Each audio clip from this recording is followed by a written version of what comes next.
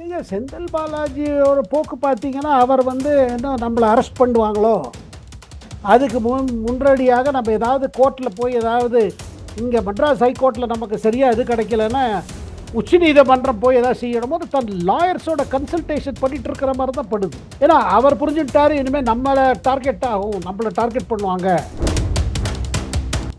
ஒன்றுமே ஆதாரம் இல்லாமல் இருக்காது. இது முழுமையான பொய் வழக்கம் இருக்கவே இருக்காது. ஏதோ இருக்குது இதில். பட் இதில் இது நம்பக்கூடிய விஷயமா இருக்கு. காரணம் என்னன்னா இந்த அரசு வரக்கூடாதுன்னு நினச்சது திமுக தலைமை. இப்போ அதாவது குறிப்பிட சொல்லப்போனால் உதயநிதி ஸ்டாலினுக்கு ஒரு நாள் கூட விஜய் அங்கே சிஎம்மாக பார்க்க முடியல. கஷ்டமாக இருக்குது, இவர் வந்துட்டாரு. அதே நேரத்தில் செந்தில் பாலாஜிக்கு பர்சனலாகவும் பிரச்சனையாக இருக்குது. தன் மேலே இருக்கிற ஊழல் வழக்குகள், இந்த கரூர் சம்பவம், இதெல்லாம் நம்ம மேலே பேக் ஃபயர் ஆகிடுமோ, கடைசியில் நம்ம தான் மாட்டின்றுவோமோன்னு அந்த பயம் இருந்துகிட்டே இருக்கு அவர். அது வேற, கட்சியில் முழு சப்போர்ட்டும் இல்லை அவருக்கு. அதனால் திமுகவோட லீடர்ஸ் கூட யாருமே கண்டுக்கல. இவங்களுக்கு தான் அவ்வளோ இம்பார்ட்டன்ஸு. இதனால் நமக்கு கெட்ட பேர் நினைக்கிறாங்கல்ல கட்சியில். ஸ்டாலின் குடும்பத்தை தவிர்த்து யாருமே சப்போர்ட் பண்ணுறது இல்லை. உங்களுக்கு திமுகவுக்கு ஒரு ஃப்யூச்சர் இருக்கிற மாதிரி தெரியல. ரெண்டு விஷயங்கள், கட்சிக்கு ஃப்யூச்சர் சரியில்லை, நமக்கும் அந்த கட்சியில் ஃப்யூச்சர் இல்லைங்கிற ரெண்டு இதில் வந்துட்டாங்க. இந்த நிலைமையில தான் அவங்களுக்கு என்ன பண்ணுறதுன்னு தெரியல. இனிமேல் நமக்கு என்ன ஃப்யூச்சர் இருக்குது? ஏன்னா எல்லாரும் ஒன்று ஒத்துக்கிறாங்க, இந்த அரசை கவிழ போகிறது இல்லை. ஸ்டாலின் ஐயா என்ன வேணால் சொல்லலாம், 6 மாதத்தில் கவுந்துரும், 4 மாதம் கவுந்துரும், 3 மாதம். ஆனால் அந்த மாதிரி கவுற மாதிரி தெரியல. அதே நேரத்தில் இதுக்கு ஒன்று பலம் ஏறிக்கிட்டே போகுது. ஏன்னா அவங்களுக்கு அந்த கான்ஃபிடன்ஸ் இருக்கு. நாளைக்கு தமிழ் வெற்றி கழகம் நம்மளை கேண்டிடேட்டை நிப்பாட்டினா கட்டாய மக்கள் ஆதரவு கொடுப்பாருன்னு அந்த கான்ஃபிடன்ஸ் இன்னைக்கு டிஎம்கேல இல்லைங்க. இடைக்கால தேர்தல் நடந்த பிறகு அது 6 இடத்துல நடக்கிறதோ 7 இடத்துல நடக்கிறதோ இன்னும் 10 இடத்துல நடக்கிறது வச்சுப்போம், இன்னும் பல பேர் வர்றாங்க வச்சுப்போம். எதில் வந்தாலும் பாருங்க அதில் கை ஓங்கி இருக்க போகுது தமிழ் வெற்றி கழகத்துக்கு. அதுக்கு பிறகு நீங்க பார்ப்பீங்க இன்னும் திமுகலேருந்து வருவாங்க.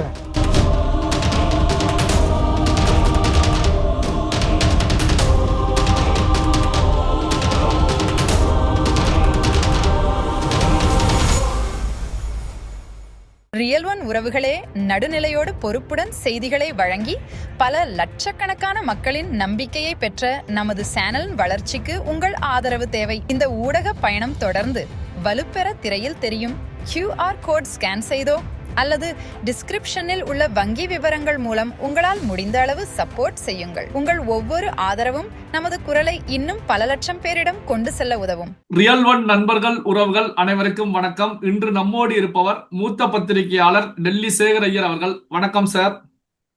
வணக்கம் சிவா சார். வணக்கம். இப்போ விடுதலை சிறுத்தைகள் கட்சியுடைய தலைவர் திருமாவளவன் அவர்களை பொறுத்த வரைக்கும் மத்தியில பாஜகவை எதிர்ப்பதற்கு தாவேகாவும் திமுகவும் ஒன்றிணைந்து செயல்பட வேண்டும் அப்படின்ற கருத்துக்களை முன்வைச்சாங்க. அதற்கு கடுமையான விமர்சனங்களும் முன்வைக்கப்பட்டது. நான் என்ன சொல்றேன் அப்படிங்கிறத புரிந்து கொள்ளக்கூடிய நிலையில தமிழ்நாட்டில் அரசியல் தலைவர்கள் அரசியல்வாதிகள் இல்லை அப்படிங்கிற கருத்துக்களையும் முன் வச்சிருக்காங்க. திருமாவளவனுடைய இந்த பேச்சு எப்படி சார் பாக்குறீங்க? எப்படி புரிந்து கொள்வது சார்? இல்லைங்க, திருமாவளவன் ஒரு நெருக்கடியில் இருக்காரு மாதிரிதான் தெரியுது. நான் ஒரு பக்கம் இந்த பக்கம் இருக்கேங்கிறாரு, இன்னொரு பக்கம் அங்க இருக்கிறதுனால இதை விடலைங்கிறாரு, திமுகவோட உறவு இருக்குதுங்கிறாரு. அவர் கட்சியில் என்னன்னா அவங்க தமிழ் இப்ப பாருங்க, இன்னைக்கு ரெண்டும் பார்க்குறோம். அவரோட கட்சியோட அமைச்சர் என்ன சொல்றாரு, நாங்கள் ஒரு பொழுதும் இந்த தமிழ் வெற்றி கழகத்தை அரசை கைவிட மாட்டோம், கூட இருந்து அவங்களோட இது பண்ணுவோன்னு ஒரு பக்கம் சொல்றாரு. திருமாவளவனுக்கு என்னவோ இந்த அரேஞ்ச்மெண்ட்ல அவர் ஏதோ அவர் வீக்கான மாதிரி இருக்காரு. ரொம்ப ஏதோ அவருக்கு ஏதோ பவர் போன மாதிரி இருக்காரு. தனக்கு செல்வாக்கு குறைந்ததாகவோ இல்லை தனக்கு ஒன்றும் செய்ய முடியாத நிலைமையில் இருக்கிற மாதிரி, தனக்கு இம்பார்ட்டன்ஸ் போன மாதிரி நினைக்கிறார். கட்சி அவர் கண்ட்ரோல்ல இல்லாத மாதிரி நினைக்கிறாரு. ஏதோ அதுவே முன்னாடி சொன்னாரு, எனக்கு அவ்வளோ விருப்பம் இல்லை, ஆனால் கட்சியில சொன்னாங்க தமிழ் வெற்றி கழகத்துக்கு நம்ம சப்போர்ட் கொடுக்கணும், அமைச்சரவையில் சேரணும், அதனால நான் ஒத்துன்ட்டேன். அதாவது எந்த நிர்பந்தத்தில் இருக்காருன்னு எனக்கு புரியல. ஏன்னா எங்கேயோ ஒரு இடத்துல அவரோட அரசியல் இப்போ பார்த்தீங்கன்னா ஒரு நின்று போச்சு. ஏன்னா பாருங்க, அவர் ஒன்று சொல்றதுக்கு ஒன்றும் இல்லை. பாருங்க, பட்டியல் சமூகத்திலேருந்து ரொம்ப அதிகமாக அவங்களுக்கு ரெப்ரசன்டேஷன் கொடுத்தது இந்த அரசு தான். விஜயோட அரசுல தான் இவ்வளோ பேர் இருக்காங்க, 8 பேர் இருக்காங்க. அப்போ இவ்வளவு இம்பார்ட்டன்ஸ் கொடுத்த போது அப்போ அந்த பட்டியல் சமுதாயம் விஜய்க்கு சப்போர்ட்ல தானே இருக்கும்.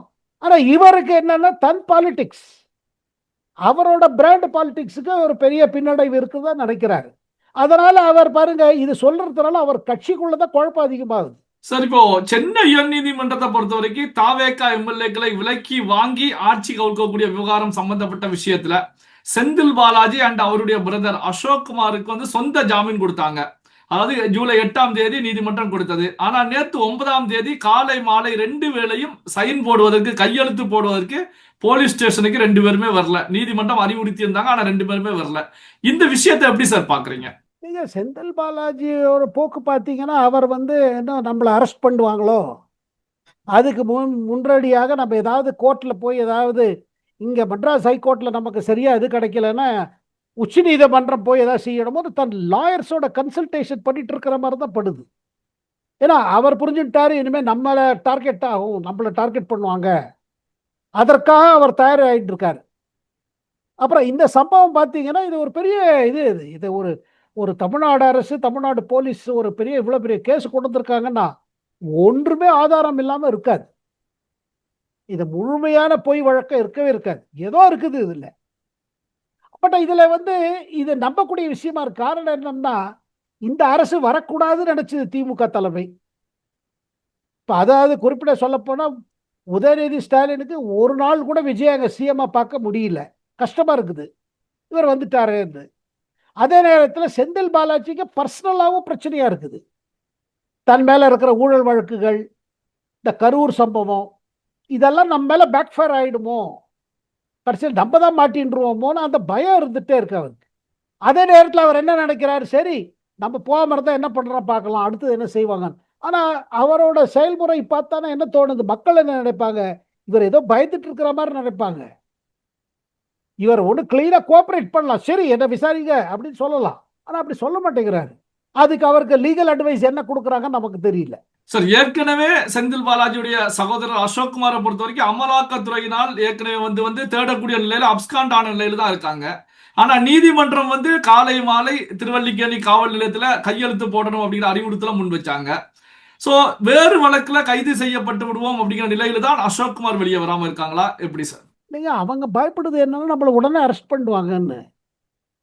அரெஸ்ட் பண்ணிட்டு அதுக்கு மேல் கொண்டு நமக்கு பெயில் கிடைப்பது ப்ராப்ளம். இப்போ ஆன்டிசிபேட்டரி பெயில் செந்தில் பாலாஜி வாங்கிட்டாரு, முன்ஜாமீன் வாங்கிட்டாரு.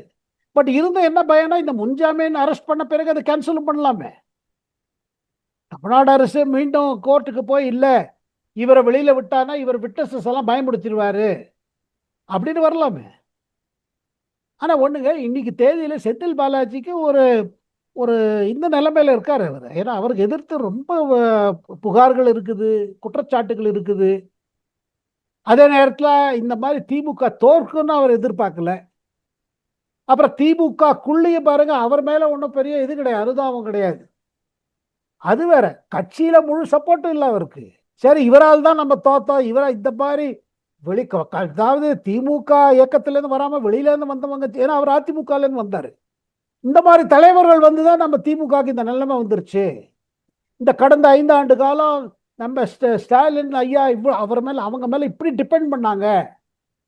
அதனால திமுகவோட லீடர்ஸ் கூட யாருமே கண்டுக்கல, இவங்களுக்கு தான் அவ்வளவு இம்பார்ட்டன்ஸ். இதனால் நமக்கு கெட்ட பேர் வந்து நினைக்கிறாங்கல்ல கட்சியில. இப்ப திமுக பெரிய சப்போர்ட் கிடையாது, அந்த ஸ்டாலின் குடும்பத்தை தவிர யாருமே சப்போர்ட் பண்றது இல்லை. இந்த சம்பவம் கூட பாருங்க, இந்த கேஸ் வந்த பிறகு கூட பெருசா திமுகல உதயநிதி அந்த சில நிர்வாகிகள் அவங்க சொல்வதுதான் இவங்களுக்கு சப்போர்ட்ல, பாக்கி பெரும்பாலும் யாரும் சப்போர்ட்டே கிடையாது.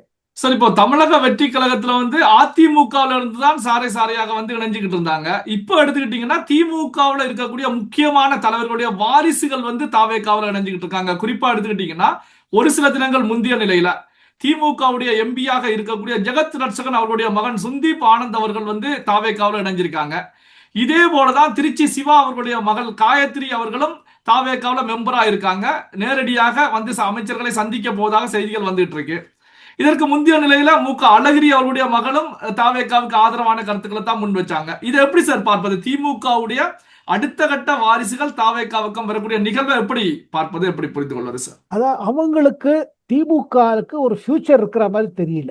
2 விஷயங்கள், கட்சிக்கு ஃபியூச்சர் சரியில்லை, நமக்கும் அந்த கட்சியில ஃபியூச்சர் இல்லைங்கிற 2 இதுல வந்துட்டாங்க. இங்க பாருங்க, ஒரு ஆளும் கட்சி 5 ஆண்டு காலம் ஆட்சி நடத்திய பிறகு ஒரு தேர்தலில் தோக்கடிப்பது இல்லை தோக்கடிக்கப்படுறது இது வந்து நார்மலாக நடக்குது. 5 வருஷம் ஒரு பார்ட்டி இருக்கும், அதுக்கப்புறம் இன்னொரு பார்ட்டி வரும். ஆனால் இந்த திமுகவுக்கு ஏற்பட்டிருக்கிற ஒரு பின்னடைவு இருக்கு பாருங்க.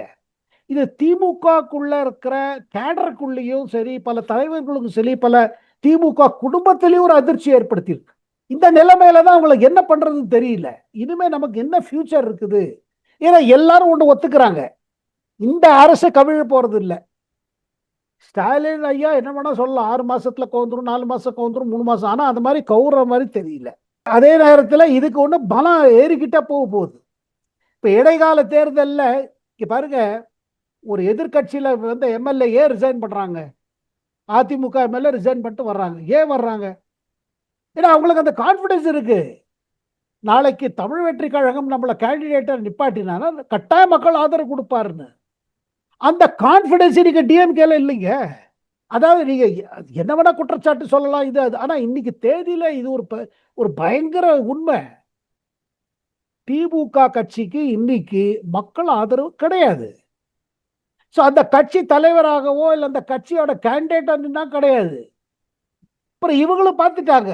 அந்த ஃபேமிலி நீங்க சொல்றீங்க பாருங்க, டிஎம்கே ட்ரெடிஷனலாகவே அந்த டிஎம்கே கட்சியில் இருந்தவங்க, அவங்களுக்கு என்ன தோணுதுன்னா, இது அவங்களே பசங்களை சொல்றாங்க, நீங்க பாருங்க உங்க ஃபியூச்சர் பார்த்துட்டு போங்கன்னு. உங்க எதிர்காலத்தை பத்தி நீங்க யோசிங்க, நம்ம காலம் முடிஞ்சிருச்சு. என்ன பாருங்க, இப்ப அடுத்து திமுக அடுத்த தலைமை என்ன தலைமை? அது உதயநிதி ஸ்டாலினோட தலைமை. அப்ப இருக்கும் பொழுது எல்லா சீனியர் லீடர்ஸ் எல்லாரும் மாறிடுவாங்க. அடுத்து ஒரு ஆண்டு காலத்துல பாத்தீங்கன்னா பிரபலமா இருக்கிற தலைவர்கள் சீனியர் லீடர்ஸ் எல்லாம் முள்ள நாந்துருவாங்க, இல்ல நகர்த்தப்படுவாங்க. இது இத இத இந்த உண்மையை அந்த குடும்பத்தில் இருக்கிறவங்களும் புரிஞ்சுட்டாங்க. எல்லாம் மாறி போகுது. அப்ப எல்லாம் மாறும்போது நம்ம இந்த கட்சிக்கு போல அந்த கட்சியை ட்ரை பண்ணக்கூடாது. என்ன பாருங்க, அரசியல் குடும்பத்தில் என்ன விருப்பம் இருக்குன்னா, நமக்கு பேரு நம்ம குழந்தைகள் முன்னே வரணும், நம்ம பிள்ளைகளோ மகன்களோ இவங்கெல்லாம் வரட்டும், இனிமே நம்மளோட அரசியல் முடிஞ்சிருச்சு. இந்த மாதிரி பல திமுக சீனியர் லீடர்ஸ் நினைக்கிறாங்க. அவர் சாப்டர் இஸ் ஓவர், இனிமே புது சேலஞ்ச். அப்புறங்க அவங்களும் விஜயோட கேம்பெயினை பார்க்கும் பொழுது, விஜய் சிஎமோட இது நடைமுறைகளை பார்க்கும் பொழுது, அவரோட ஸ்டைலை பார்க்கும் அவங்களுக்கு என்ன தோணுது, இளைஞர்கள் இதை தான் விரும்புறாங்க. இந்த பழைய விதமாக பேசுறது, பழைய விதமாக சூட்சமம் செய்யறது, இது பண்ற அந்த பாலிடிக்ஸ் இப்போ ஓட மாட்டேங்குது, மக்கள் ஏத்துக்க மாட்டேங்கிறாங்க. இப்ப பாலிடிக்ஸ் மாறி போச்சு. அண்ட் இவங்க வந்து திமுக ஒரு கெட்ட பேரோடு தானே நுழையணும் நம்ம அரசியல்ல.